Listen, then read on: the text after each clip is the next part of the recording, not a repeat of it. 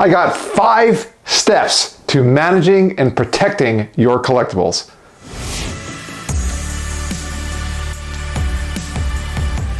I'm Bob DePasquale from Initiate Impact, our virtual family offices, here to talk about a very important topic. You have a hobby, maybe you collect something like cars or art, antiques, fine jewelry. Well, what do you do to protect that special collection of yours? Let's dive right into the steps. The first one is to organize your collection. And especially if you've been collecting for quite a while, you probably have a significant amount of whatever it is. So you're going to want to make sure it's well organized so you and potentially other people can sift through it if need be. And if there's special paperwork to verify items, make sure it's documented well and you know exactly where it is. Step number 2 is to insure and protect these valuable items.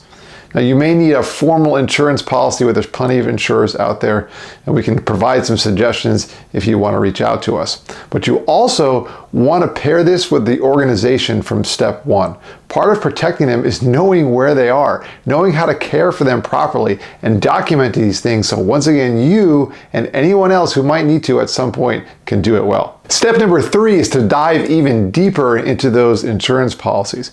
And you may want to do something as simple as just raising the liability coverage that you have. It's probably the least expensive option, and it's just making sure that you have a higher value that's protected. The second option is what you might call a floater policy. This is an additional insurance policy to maybe your homeowners or another type of policy that adds an additional level of protection and can be very customized towards specific items or specific types and groups.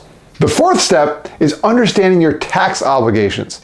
And you want to know about the 4 statuses that the IRS has. The first one is a collector. The second, an investor. The third, a business investor.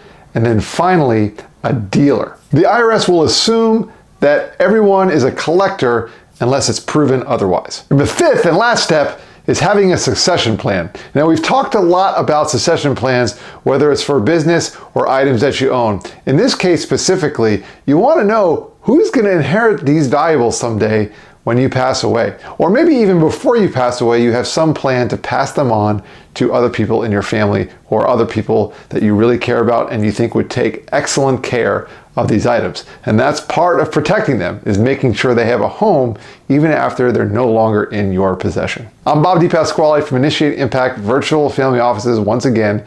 And we know there's a lot of people out there who have collections that are deeply meaningful to them. And if something's that meaningful, you want to make sure it's protected and you know where it is and you know how to care for it, how to pass it on to someone else who knows how to care for it. Wishing you a generous rest of your day, and I will talk to you next week.